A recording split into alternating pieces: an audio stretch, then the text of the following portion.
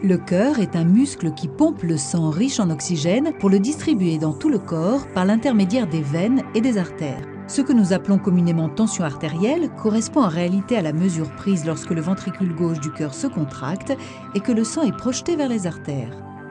Tout au long de son cheminement à travers le cœur, le sang exerce une pression sur les parois artérielles.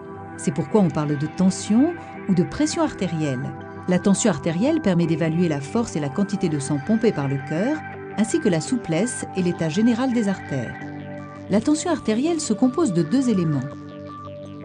La pression systolique, qui est enregistrée lorsque la tension artérielle est à son maximum au cours de la contraction du ventricule gauche, et la pression diastolique, qui est mesurée lorsque la tension sanguine est à son minimum, lorsque le cœur est au repos entre deux battements. La tension artérielle est donc le rapport de ces deux mesures. Une tension anormalement élevée sera appelée hypertension ou hypertension artérielle. On diagnostique en général une hypertension lorsque la pression systolique est supérieure à 140 mm de mercure et la pression diastolique supérieure à 90 mm de mercure au cours de 3 mesures distinctes. Une tension artérielle comprise entre 120/80 et 139/89 indique une préhypertension et doit être surveillée régulièrement.